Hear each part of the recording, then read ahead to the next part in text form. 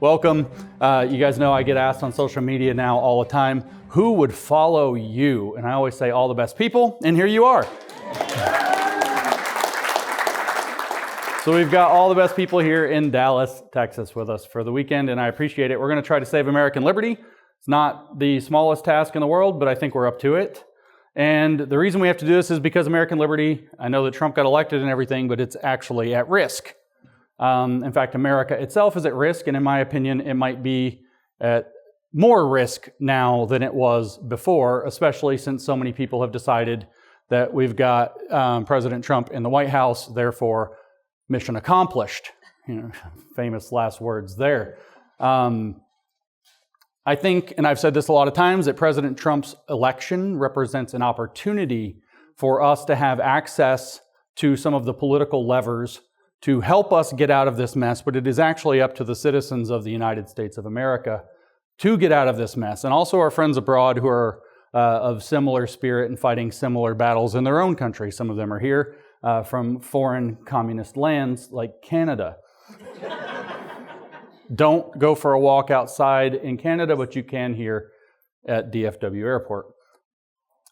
So we've been having a growing movement for a number of years. We could argue that this kind of started maybe as early as 2017, 2018. Certainly by 2020, we all got taken by surprise. We started to fight back. We started to get informed on what was going on around us and understand accurately what was happening, that there was some kind of leftist incursion on our society attempting to do a cultural revolution.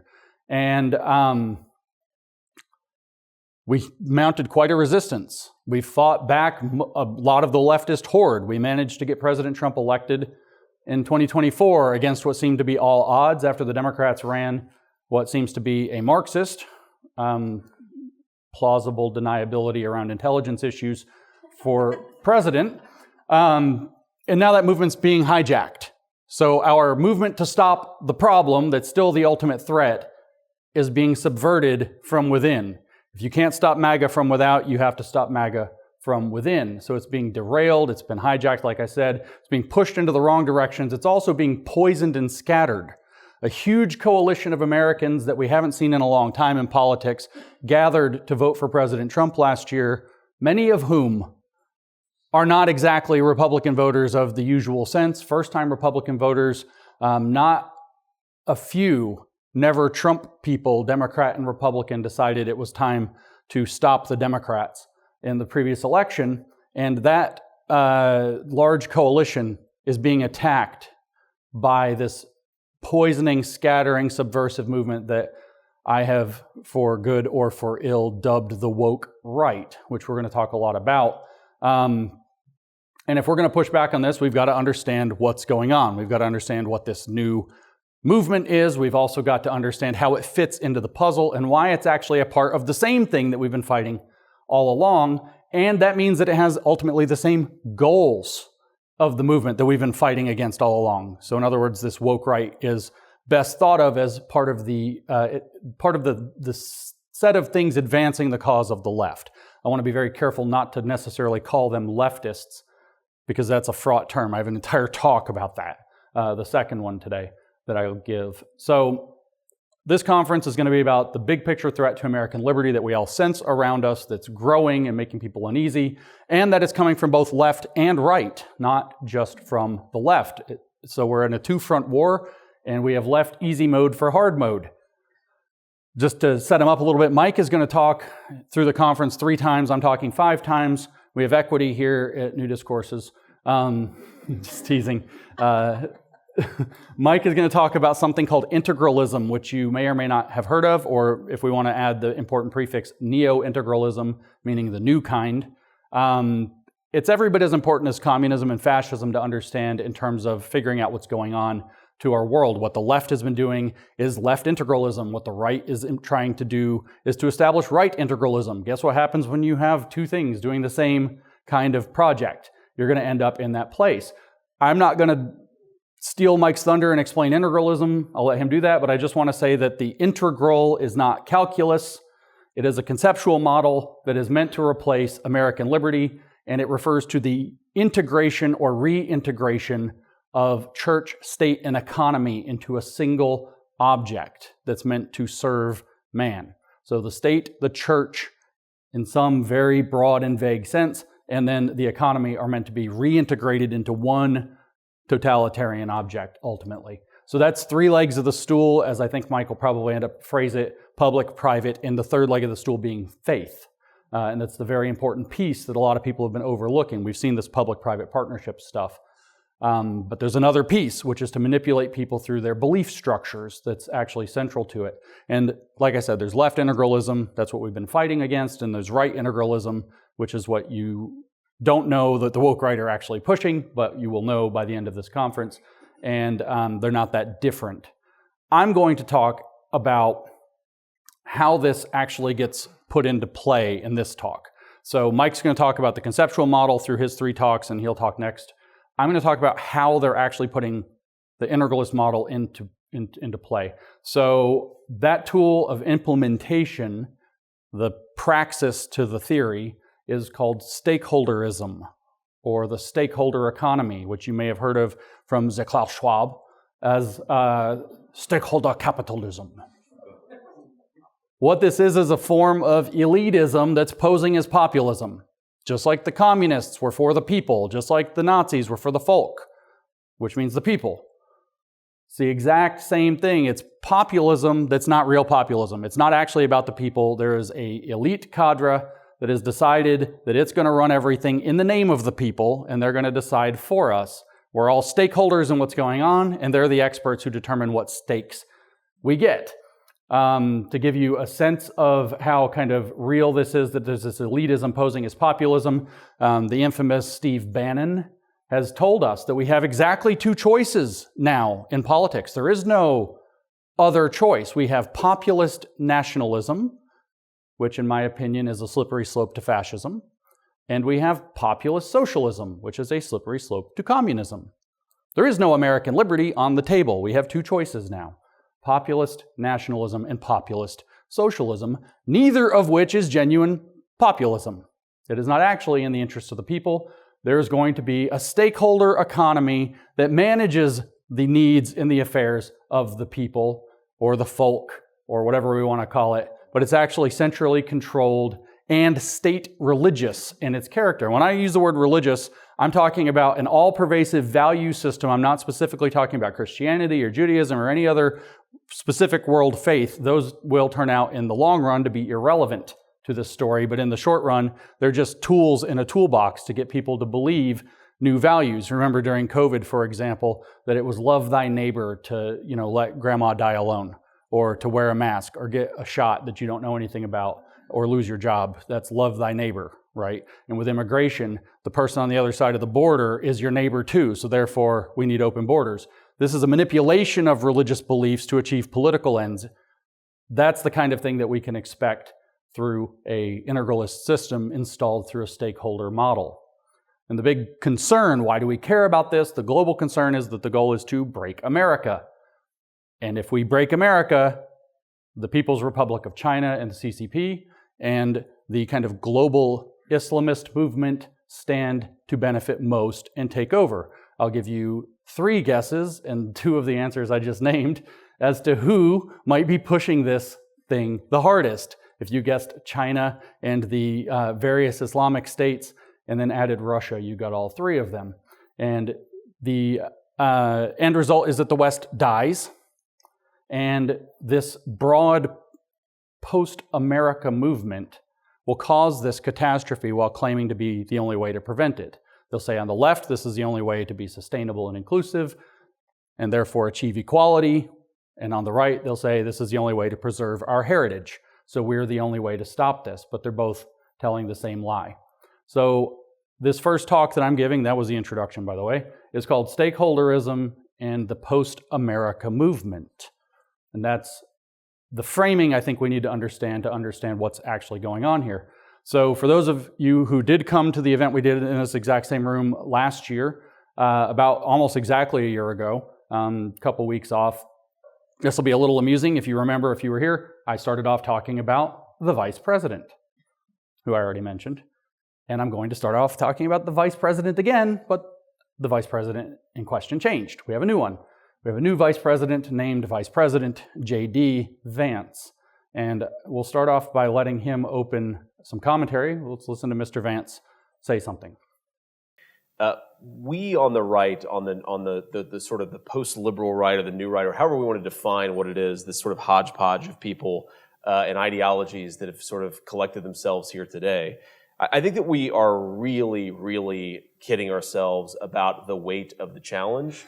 And when we talk about changing the regime, which is in fact a word that I myself have used before, I agree with Patrick, and I think we have to be clear-eyed about how difficult it is. And let me just illustrate this with one particular issue. One of the hangovers, one of the really bad hangovers from that sort of uniparty that Patrick Deneen talked about is this idea that there is this extremely strong division between the public sector and the private sector. You know, the public sector, there's the necessary evil of government. We want to limit it as much as possible because to the extent that we don't limit it, it's going to do a lot of terrible things. And then you have the private sector, sort of that which comes from spontaneous order. It's organic. It's very Burkean, and we want to let people sort of do as much free exchange within that realm as possible. And in the reality of politics, as I've seen it practiced, the way that lobbyists interact with bureaucrats, interact with corporations, there is no meaningful distinction between the public and the private sector in the American regime. It is all fused together. It is all melded together. And it is all, in my view, very much aligned against the people who I represent in the state of Ohio. Okay, so he dropped some vocabulary words for us. Post-liberal right was one of those phrases. We on the post-liberal right, or the new right, or whatever we're going to call these people. And then he referenced Patrick Deneen that he was speaking with. The context of this clip is that Patrick Deneen had just given a 30-minute lecture on his new book at the time, which is called, this is about 2 years old, which is called Regime Change. And you heard J.D. Vance say that that's what he is looking for too, a regime change. Now, Patrick Deneen has said in an interview about that book that he proposes not like a violent overthrow of the government. What he's proposing, in his own words, is, quote, far more revolutionary than that. He wants to fundamentally change the fabric of the American political project to something he calls a mixed constitution that will mix elements of monarchy, aristocracy, and limited democracy. So that's what Mr. Vance is acknowledging. And then he goes on to explain that we have a public-private partnership problem in the current American system. So it might lead you to believe that he's concerned and wants to get back to American politics as usual, where we have a separate public sector and a private sector. If you've heard me speak in the past, you've heard me talk about that we don't have a public sector and a private sector currently under this ESG regime that we have, or under the Stakeholder Economy. We have a hyphenated public-private sector. And so he's acknowledging that, and it feels very much like he wants to, maybe say or do something about that, and regime change seems to be part of it. So that opens some questions, but we do have on the table post-liberalism, which has this idea of moving beyond liberalism into some next thing that involves a regime change. By the way, that's not conservative. That is progressive. And he's contrasting it against something that's the organic, spontaneous order that's Burkean, is Mr. Traditionalism, that defined conservatism as traditionalism in the first place, Edmund Burke. In Vance talking about this public-private sector, we have to ask the question then, is he for it? Is he against it? Is he just describing it? Is he remarking on it? Well, we have more J.D. Vance from a podcast a little earlier in his senatorial career. That was Senator J.D. Vance, not Vice President at the time. So we'll play another J.D. Vance clip to get a little more insight into what we're looking at. I tend to think that we should seize the institutions of the left and turn them against the left, right? We need like a de-Bathification program, but like a de-wokeification program in the United States, right? So that's a really short clip, as you heard. What you can guess is that what Mr. Vance is actually proposing is that he is for the concept of this state apparatus, but he is against its current implementation. Seize the apparatus the left has built and use it against the left. And that's really what this right-wing post-liberal movement is all about. The idea is actually to absorb the energy, apparatuses, tactics of the left and use them for putatively right-wing goals. You could call it right-wing progressivism if you don't like woke right. We got to understand post-liberalism to make sense of what this is all about, though, so we'll start with that. Karl Marx is a great place to start. He's not the only person to talk post-liberal. of course, throughout history, but he's a great place to start to understand what the post means in post-liberal. What I found in my time teaching of the past several years is that any word that contains a hyphen, the hyphen's exactly where you lose people. They might kind of know what liberal means, but when you attach post to it or neo to it or something like that, quasi, pseudo, somebody's lost. So let's talk about the post and post-liberal. You've heard this quote from Marx before if you follow me. Communism is the positive transcendence of private property as human self-estrangement and therefore as the real appropriation of the human essence by and for man. Communism, therefore, is the complete return of man to himself as a social, that is, human being. A return accomplished consciously in embracing the entire wealth of previous development. That's from the Economic Philosophic Manuscripts. I usually focus on the first two parts of that quote. Positive transcendence of private property, so it's a transcendent project where humans are going to change how they are. They're going to transcend private property as human self-estrangement, so we're going to liberate ourselves by getting over our liking private property thing. And then what does that represent? A return to who we really are, which is socialists. The true human nature, the true human essence is being social beings or socialists. But in this talk, we're going to talk about that third clause, the last part, a return accomplished consciously by embracing the entire wealth of previous development. So we're going to have a transformation, but we're going to keep the good stuff from the earlier phase. All of it. That's what the post and post-liberal means. And yes, communism is a post-liberal philosophy. The idea was to take the liberal economic system, capitalism, and to go beyond it to the next stage while retaining all the wealth of the previous development. That's the post and post-liberal. Marxism is a left-wing post-liberal philosophy. So we on the post-liberal right represent something in relation to those same kinds of ideas.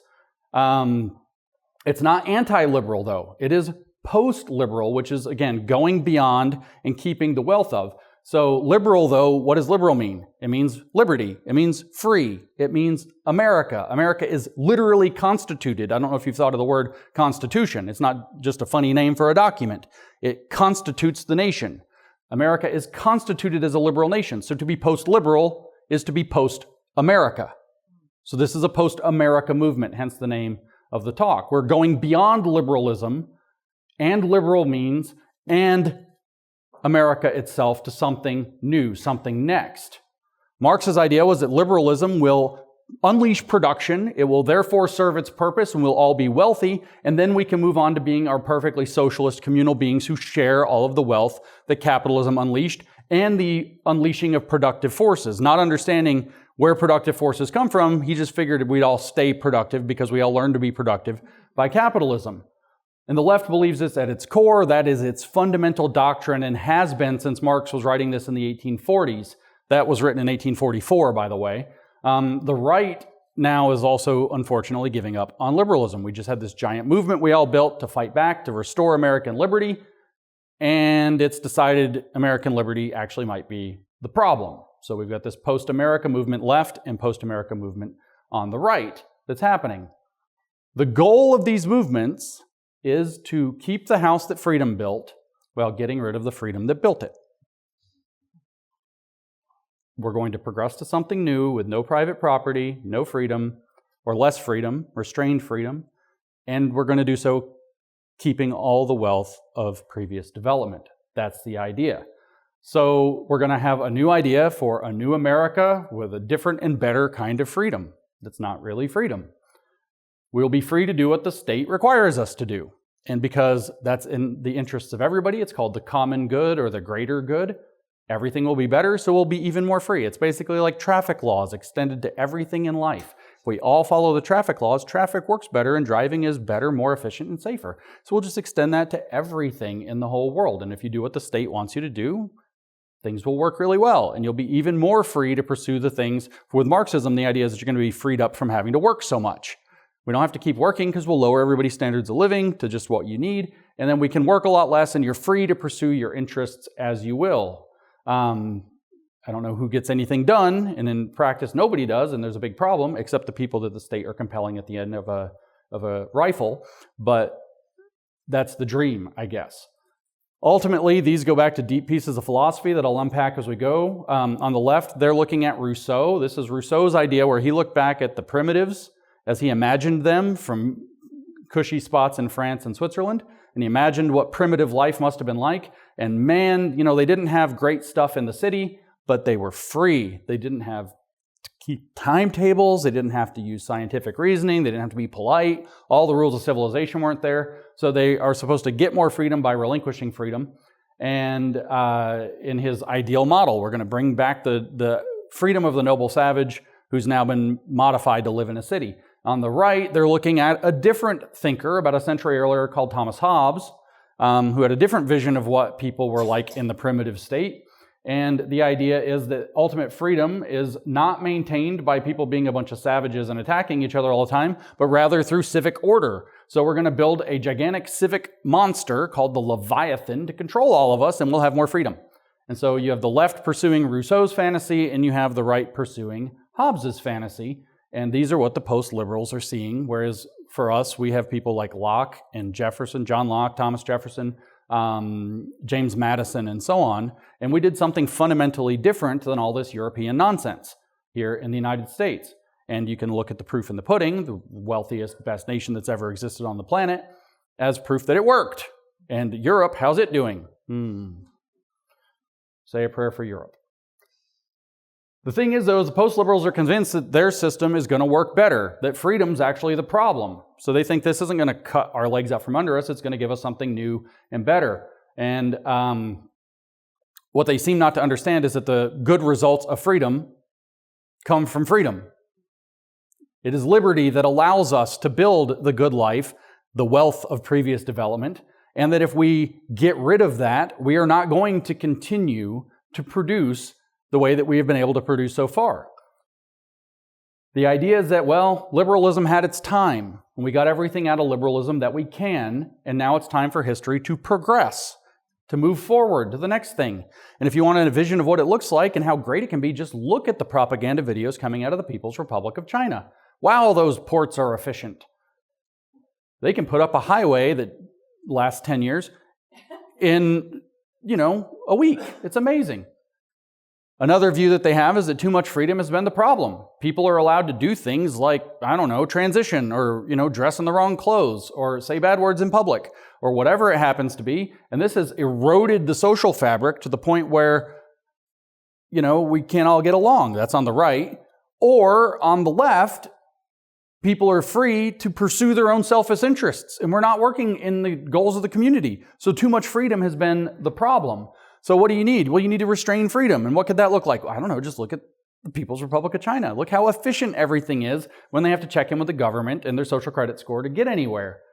Marx considered this idea, this post-liberal progression taken to its logical conclusion in the word communism, as the riddle of history solved, and it knows itself to be this solution, which means that communism is the theory, for Karl Marx, that answers the question of how do we get to be as free as savages with all the benefits of living in the city? We get all the benefits of civilization, but we have no encumbrances on us whatsoever. Obviously, they never get to that stage. Real communism has, in fact, not been tried yet, because it can't be tried, because it's a fantastical state like worldly heaven, which is, again, an oxymoron. But there's a deeper riddle underneath this, which nobody's ever figured out the answer to, which is how can you make it work? And a lot of blood has been spilled trying to force these models to work. 200 million, arguably, possibly, certainly 100 million in the name of pursuit of communism, and many, many, many millions, if you don't even count the wars, in the pursuit of fascism. No adequate solution has been found to how you can make communism work. But they'll tell us, maybe, just look at the People's Republic of China.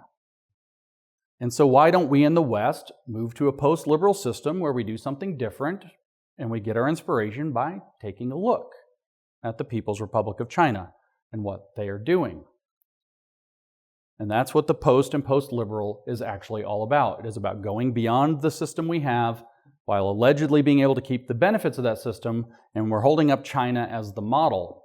This is dialectics. If you followed all of that stuff that I've talked about in the past 2 or 3 years, it is the transformational process, Aufheben in German.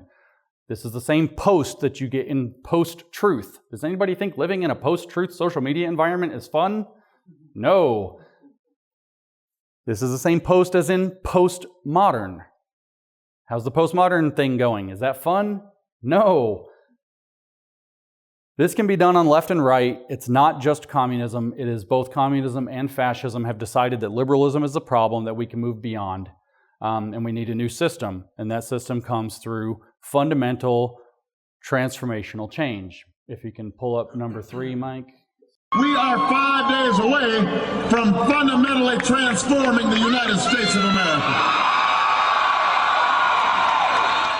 My conception is that we're talking like at an evolutionary, like human level. There are conservative right-wing, quote-unquote, personalities and left-wing personality types. There are people who focus on stability and trying to keep systems stable versus people who try to transform and adapt them. You need both. Oh, see, this is unusual because what I'm proposing here is a transformative change. Correct. Yes. And right.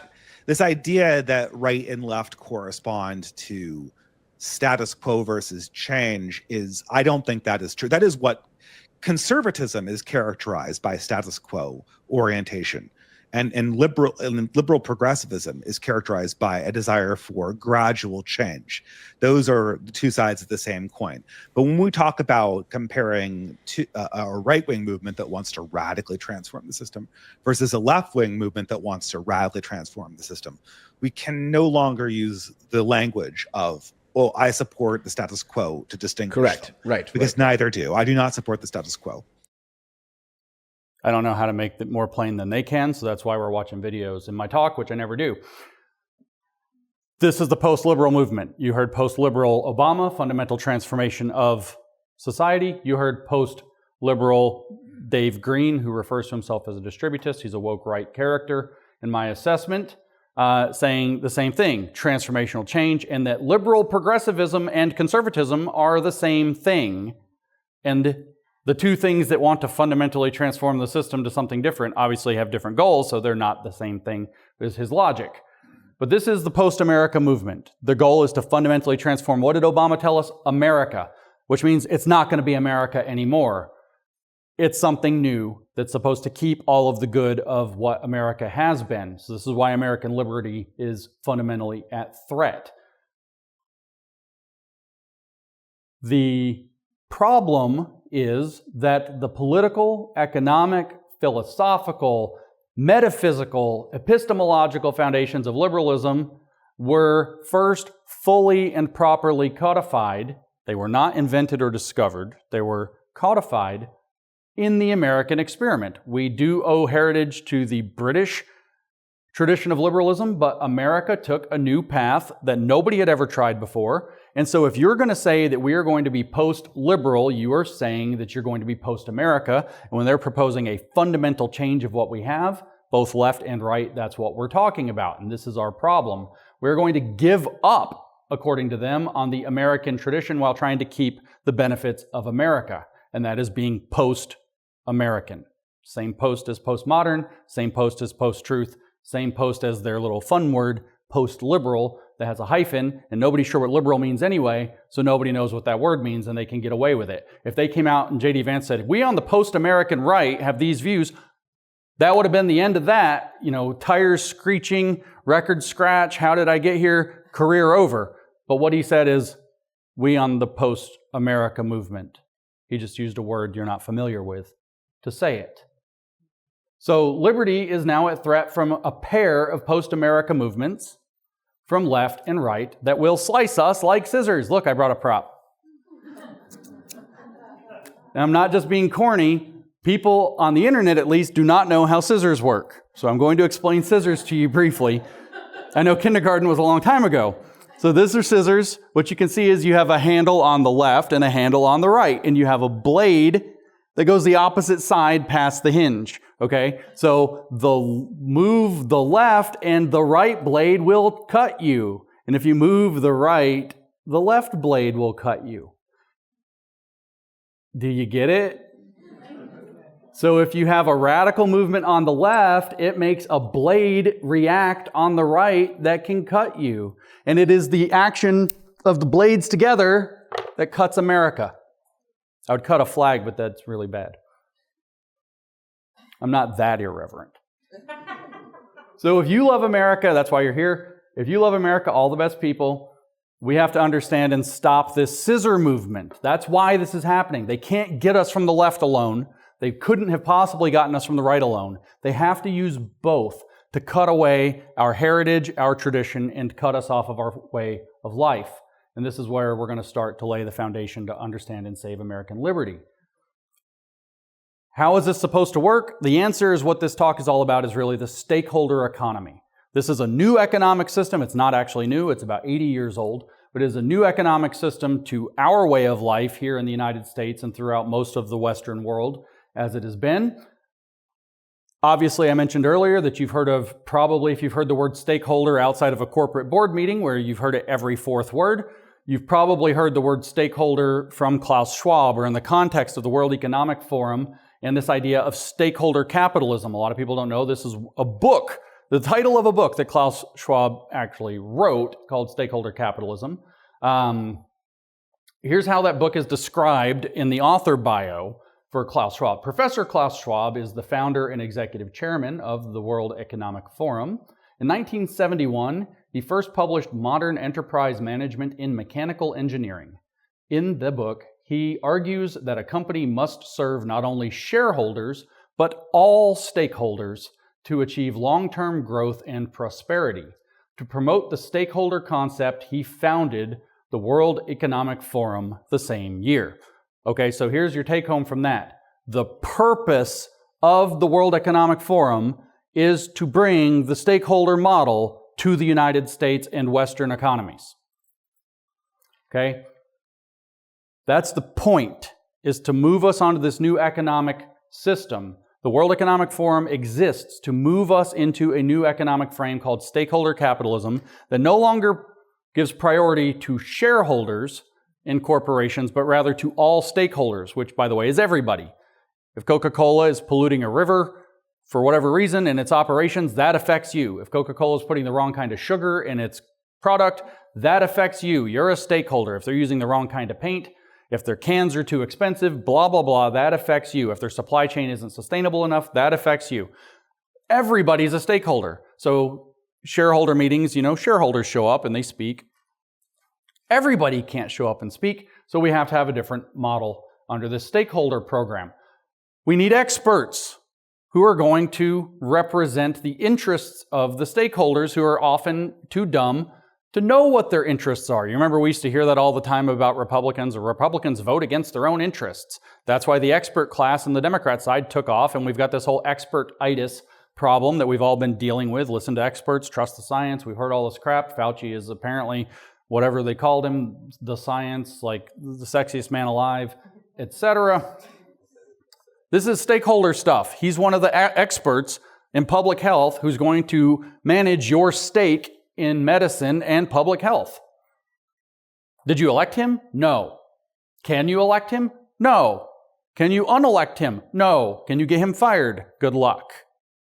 Your pressure campaign was pretty big on Mr. Fauci. These are unaccountable bureaucrats and their expert toadies who are going to make all the decisions for people in the name of the people, just like the communists did, just like the Nazis did in the name of the folk. So what we're looking at, we call it the stakeholder economy or stakeholder capitalism or whatever. It's stakeholder post-liberalism. We're moving past the economic model capitalism that characterizes economic liberalism to something after that has control worked in but still seems to be free. People can still profit. They just have to play by all the rules and work for the greater good according to what the stakeholder representatives say that greater good is. So we could give this stakeholder economy various names. Stakeholder post-liberalism, stakeholder capitalism, a greater good economy. If we were leftists, it's an economy geared up for the greater good. It's sustainable and inclusive. The common good economy, if we were on the right. The common good has to be attended to. The goal is actually not prosperity, they'll tell us, it's happiness. And that comes from the common good. And we're going to prioritize happiness, apparently. And whereas on the left, Klaus Schwab said it's time for an economy of caring and sharing, which is a cool way to say communism. We could also call it, because it operates in the name of all the stakeholders, that's you, it's everybody, the people's economy, which gives it a little bit more chilling ring, because it is a people's economy. It's done in the name of the people, who are all the stakeholders. In German, they call this a Völkisch economy. I called it in this room last year 21st century communism, or the China model. What it is an elitist vanguard of experts doing sociocultural engineering through a captured economy. It is a way for them to control private property, which is no longer private property anymore, so they can control people and do a giant social engineering experiment with them. The China model is a name for it because they're actually running this model in China. They have been running this model in China since the 1980s under a guy called Deng Xiaoping, who decided to open up their economy. So you probably have heard one of the greatest things that ever happened to China was that they let in capitalism. No, they didn't. They let in a stakeholder system where the CCP is the primary stakeholder operating in the name of the people. So it's a completely different socioeconomic theory. The Chinese Communist Party represents a socioeconomic or sociopolitical elite. So this is an elite theory to control the society and the economic system, the political and the economic spheres of life and the social spheres of life by unaccountable, unelected elitists who are going to decide what's right and good for everyone and how everything must run. Now you can see that this could be filled with all kinds of left-wing garbage about what the world's supposed to be like, and you'd have a left-wing one, or it could be filled with all kinds of right-wing garbage about what's supposed to be a good way to live, and you'd have a right-wing one. There's nothing inherent in the stakeholder model that tells you what the experts are going to decide creates the good life. What matters is that the experts and the experts alone get to decide what makes a good life and decide how everything's going to be run. And once you have it, you aren't going to be able to get rid of it very easily. They're not going to let it go. We can't even get ESG out of our own manufacturing processes and business processes here in the US, even with President Trump in office. Turns out every time we have great attorney generals going after this, or attorneys general, my goodness, we go after this, they hit a brick wall or another layer deeper. You know, it goes from being, it's the World Economic Forum. Oh no, it's BlackRock. Oh no, it's a whole conglomeration of banks that are seeming to operate, or investment firms operating together. Oh no, it's not even that. It's ISS and Glass Lewis behind them popping up out of the woodwork. And it's just like whack-a-mole isn't the right thing. It's more like peeling an onion where every time you peel it, it gets bigger instead of smaller. And so it's very difficult to get rid of once you have it. And if it fuses fully with the state, you're not getting rid of it. There's only one way out of that. Well, two, I guess. Total collapse or war. But it's also arbitrary. Think of ESG, right? Environmental social governance scoring for businesses. That's the name of the stakeholder model that the left has been pushing on us. I want you to think about Dick Cheney, leftist hero, right? Everybody on the left loves Dick Cheney. Well, they did when he endorsed Kamala Harris all of a sudden. But Halliburton is his company. Am I right? Like, that's a weapons manufacturer. They're not big fans. That's not a left thing, right? They don't like that. So Halliburton did not have a good S score in the world until the Ukraine conflict broke out, at which point they needed weapons manufacturing for democratic purposes, whatever those happened to be. Democratic Party wanted them done. The global program wanted it done. And so the social threat of Russia, as it got labeled, it doesn't matter what you think of the war. I'm talking about the economic model. Halliburton's S score went from bad to really good overnight because they needed missiles all of a sudden, which means they can change the contents of the S whenever they want. So what if it's a complete leftist, trans, CRT, fat studies, the whole thing, program today, and then they decide it's going to be tradcath tomorrow. So we're all going to Latin Mass or else you don't have a good score. How do you stop that? The point is that once they have it, the contents of the rules for everybody to play by are in their hands, not yours. They're gone. It's no longer an organic economy. It's the captured economy that J.D. Vance was talking about and ostensibly complaining about till you heard the interview where he said, no, we should seize that apparatus and use it for ourselves against our enemies on the left. And this gets enforced, of course, through a social credit system. That's what they do in China with people. That is also what ESG is for corporations. It is a social credit system that tells you how you're supposed to operate. You have to put your, commitment to sustainability on your website. You have to say what, socially just actions your company's taking. You got to put Dylan Mulvaney on a beer can in order to get your corporate equality index score higher. We all see how this goes. Well, what is the social credit system in China all about? It's a social credit system. What's it for? Well, the Chinese published a document in 2014 explaining what their social credit system is for, and this platform at Stanford University called DigiChina translated it, so you can go read it for yourself, the actual document, as well as it doesn't appear that their translation is of highest order, but I'll read to you a piece of it. A social credit system is an important component of the socialist market economy system. Socialist market economy, stakeholder economy system, and the social governance system, they say. Its inherent requirements are establishing the idea of a sincerity culture and carrying forward sincerity and traditional virtues. It uses encouragement to keep trust and constraints against breaking trust as incentive mechanisms, and its objective is raising the honest mentality and credit levels of the entire society. The honest mentality and credit levels, right? Accelerating the construction of a social credit system is an important basis for comprehensively implementing the scientific development view, there's your expert class management, and building a harmonious socialist society. Couldn't put a finer point on that if we tried. It is an important method to perfect the socialist market economy system. Again, socialist market economy, stakeholder economy.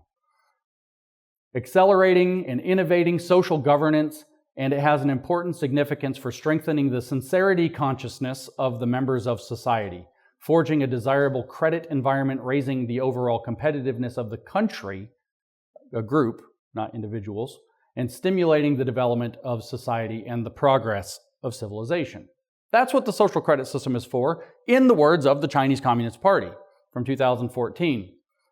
How is that different from the shareholder model? In the shareholder model, they're not calling the shots. If you own a company and you have shareholders that own shares in your company or part of your company, you guys, the owners who actually literally have a stake in whether the company survives or fails, are the ones who get to call the shots. The government isn't doing it. Your company doesn't exist to create a harmonious socialist system. Your company exists not to promote sincerity culture or civic virtues. Your company exists to bring a product or service to market as economically and efficiently and at highest quality that it can at the point of cost. So it's balancing all these important variables in the economy to figure out how good can we make something for how much we're willing to spend on it. The shareholder system is completely different. You're putting your skin in the game. The government doesn't have all the skin in the game. In fact, it doesn't have very much. The crazy idea behind the shareholder system is that if you want a stake in what a company's doing, you can buy it. Nobody's stopping you. If you want to share in Coca-Cola, you can get on your phone right now, and before I'm done with this sentence, have a share in Coca-Cola. And then you can go to the shareholder meeting and tell them what you think about their latest campaign or their new Coke or whatever terrible thing they've decided to try to bring out that tastes like they mixed a bunch of things together that they shouldn't have. If you want a say, you put your own skin in the game. That's the shareholder system. But the problem is that's too self-oriented, individual-oriented. It's not collectivist, and it doesn't create a harmonious system, socialist market economy, whatever that's supposed to mean. And what we heard is that the point was to progress society. So the ultimate point of a stakeholder economy, not a shareholder economy, a stakeholder economy is a form of integrated or totalizing progressive elitism. You have an elite like the CCP. You have an elite like the World Economic Forum. You have an elite like Bill Gates. Why? I don't know. John Kerry, even less clear. And they're going to tell you how things are going to be because they're the elites and you're not. If that sounds kind of like a Gnostic framework, we will use the G word later. But the basic idea is that elitists will establish a value system for a harmonious society. Everybody will play by that. The state and economy will fuse into a public-private sector, and they will operate accordingly. So there'll be a value system attached to a public-private fusion. So the third leg of the stool becomes faith in this new value system. Nope, not yet. The historical development of the stakeholder system is actually really important to understand and very telling. Klaus Schwab is usually credited with it. I just read from Klaus Schwab. He did not invent the stakeholder concept. And it's not just inaccurate because he probably got the stakeholder economy concept from Henry Kissinger. The model actually predates Klaus Schwab, actually maybe not his whole life, but it predates his business interests in 1971 at least. The first legal implementation of a stakeholder system was in 1937. It was implemented under what was called the Nazi Shareholder Act, or German Corporation Act of 1937. It demanded that there was corporate coordination with the Nazi Party done in the name of the folk. That's folk with a V. And that's very important because the German word folk has an ethnic connotation to it. It doesn't just mean the people, it means a particular people ethnically or genetically. Okay, so the state, the party, and the folk, so to speak, all of their interests were combined and put ahead of actual corporate interests, like profit for the owners and shareholders. Although you were still allowed to make profit under this law if you owned a company, you just had to satisfy all of your duties and obligations to the state and to the people as dictated by the party in action first. So the party in action is what they called the representatives of the folk or the people who were not able to represent themselves. So the party would then intervene directly if they wanted to into corporations to tell them how to be more Nazi and meet Nazi goals. And this was implemented in what year? 1937. What was Hitler doing in 1937? Well, according to current historians, the most honest historians in America, as we've heard, not preparing for war. Why would they do that? But actually this law was doing was allowing Hitler to mobilize the entire economy to prepare for the attempted conquest of Europe, starting with Poland in 1937. So this is where we have the first actual stakeholder system implemented. The Nazi Party, the German state, and the folk, allegedly, become the primary stakeholders, and corporations are now under their sway. What this did was establish direct collaboration between corporations and the party, often with direct overseers. It incorporated the governing principle of the Nazi system, which was called the Führerprinzip, which means leadership principle or leader principle, directly into the corporate structure. So corporate board leaders, what we would call CEOs, they had a different name there, they're called corporate board leaders, were given dictatorial control over their corporations. There's not going to be anything solved or voted on by committees or anything, and they had direct party oversight with somebody that they had to answer to. In other words, they had a G score, like an ESG score. The G part was held by the Nazi Party. Corporate governance was going to be managed by the Nazis. Shareholder interests were explicitly by this law sidelined to the stakeholder system, to the folk and to the Nazi Party, and to the principles of the Nazi regime. Corporations were required to prioritize the folk to the best of their ability as dictated by the Nazi Party at all times. Why? Social cohesion and social advancement. In other words, an S score. There's not an E score, don't worry. The environment score would be that all of Europe wasn't them, so we have to mobilize a war economy. The E score was build a war machine that the world had never reckoned with before. The Nazi Party was actually given direct power as the key stakeholders to intervene in any corporate decision-making above a certain size at any time they wanted. Large industries, which were most relevant to war priorities, were effectively nationalized, although not on paper. Private ownership was put under strong state management at all levels. Dividends, profits, and so on were capped across the board and frequently redirected to the state. I don't know if you want to call those extremely high corporate taxes or whatever, but the state took most of your profits, and everything had to be done in line with state agendas in the name of the folk. In the name of, not for the folk, but in the name of what the Nazi Party wanted from the folk. So the Nazi or fascist state incorporates, in the sense of building a corporation, the folk, and this is the Hegelian philosophy that the state is like embodiment of the people and ordained to rule them as the divine idea as it exists on earth. So the folk are told that they are the real stakeholders of the economy, but that's not real. The real stakeholders of the economy are the Nazi Party ruling in their name, and you get a folkish economy. Like I said earlier, it's the state. This is literally the world's first stakeholder system, and it was recognized as a stakeholder system. That's not me doing analysis. It was actually recognized. You can look it up yourself. What was the world's first stakeholder system? Boom. Nazi Shareholder Act, 1937. This is a post-capitalist state. Capitalism, in Hitler's view, failed to mobilize the country for World War I adequately, causing the loss of World War I. So this was a state apparatus, post-capitalist, to get the freedom out of the system. State plus economy plus values, the state church, Nazi belief, became the vision. The CCP adopted this, like I said. When we say that the CCP adopted Capitalism, we are wrong. They actually picked up stakeholderism. They actually picked up the Nazi shareholder model and implemented that. And what it allows is their corporate leaders were allowed to run companies. They don't own anything, no land, no raw material, no heavy capital, but they could run them according to state priorities first. And once the state priorities are satisfied, they're allowed to do what they will after that and make a profit. The goal was to unleash the forces of production that socialism turns out not to be able to unleash. So Deng Xiaoping, following Mao Zedong, after meetings with the same Henry Kissinger and with meetings with Klaus Schwab and the World Economic Forum, comes up with this one country, two systems model, which is communism plus Nazi stakeholderism. And this is the China model to this day. This is what the Chinese economy is a stakeholder socialist model. And they want to build a stakeholder capitalist model here to pair with it. And so it's a big lie that we've all swallowed that they unleashed capitalism there, hip hip hooray. That is not what happened. They implemented stakeholderism, which allows them to do kind of like the Nazis did, which is to progress really fast, really far, as long as you can plunder other countries to get your base capital to do it. That's the 21st century communism model that I was talking about in this room last year. Marx, like I said, saw communism as post-liberal, and he saw socialism as the next stage to transition to communism, from capitalism to socialism to communism.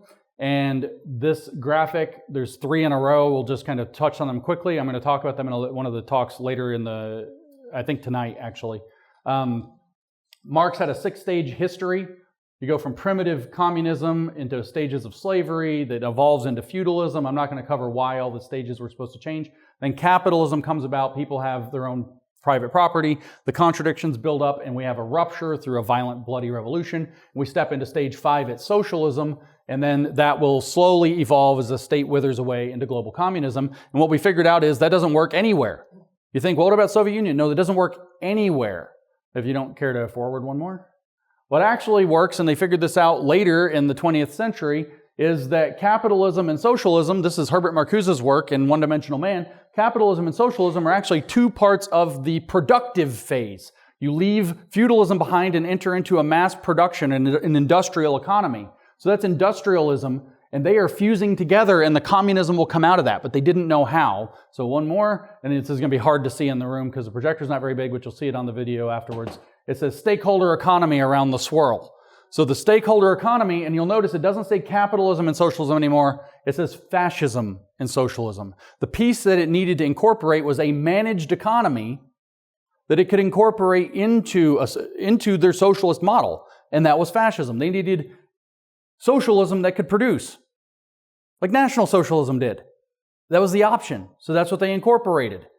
Socialism that produced. Why? Because feudalism can't produce at the level that capitalism does. So socialist economies that come from feudal states like Soviet Union and China never get up to industrial production standards, and they collapse trying. And then the capitalist, which has the profit motive, which is how they end up taking off, never look back. They're like, you're not taking my liberty from me. You're not taking my economic opportunity or my wealth and my abundance from me. And so fascism is the tool that they said, oh, that's what we're missing. And that's the model that they've created to call stakeholder, whether we call it socialism, China model, or capitalism with ESG and the World Economic Forum. But it's all a way of taking and aligning the public and private sectors together and giving them a comprehensive value system that the state is promoting for its own ends that everybody has to follow, which is economic fascism as developed in 1937. The problem is that both West and East so far have rejected fascism by that name. You can't come along and say, well, here's the fascists, let's go, after World War II. And this is a big, bugbear for the woke right. They're very upset. World War II ruined everything. Just because Hitler came along, we can't be fascists. I'm strawmanning a little bit, but that's actually pretty close to their argument. So you can't advertise that you're doing fascism, and you can't make it blatant that you're doing fascism. So you sneak it in through the CCP in China in a new model of production, and you sneak it in through this sustainable, inclusive, whatever value system in ESG in the stakeholder economy or stakeholder capitalism model that Klaus Schwab has implemented over the last 20 years, effectively, after building it out for the last 50. And you can sneak the fascism on people. So this is where I used to call it communo-fascism, because it's a mixture of these things. We don't have to get into complicated many syllable words with hyphens in them to cover this. It's stakeholderism. And again, if you want to know what it looks like, just look at the People's Republic of China and Klaus Schwab's Stakeholder Capitalism, which is ESG. And so that's what this talk was about, but which means this is the fastest talk I ever gave. Boomer. It was about how the stakeholder system is the way that you implement fascism into either socialism or capitalism in order to get us, so it just disappeared, on that track to number 6, which is global communism in the end. Is it going to be more communist or fascist? It doesn't matter. It doesn't matter. Once they're in control, it doesn't matter. It can be left, it can be right. They are the church now, and it's the church state, actually. They get to set the values. There will be socialism. Will it be family-friendly or anti-family? That's kind of the two sides. Who knows? Up to the mood of the people in charge at the time. And we're going to use economic activity and social credit to train everybody to participate in this correctly through total tyranny. That's very subtle and soft tyranny rather than end of a rifle tyranny. But there's no freedom. What would it mean to adopt this system in America? Post-American economy, post-American politics, post-American social experiment. This is how everything Mike's about to tell you about with integralism is supposed to be implemented on us. Integralism is the theory behind the practice of the stakeholder model. But when you see any of this stuff that looks weird, corporations are doing this, YouTube seems to be pushing a bunch of Nazi stuff, what's going on? Stakeholder economy model. The stakeholder system is telling them what values to promote in order to condition and move the people in the directions they need them to go to accomplish their agendas. Thank you.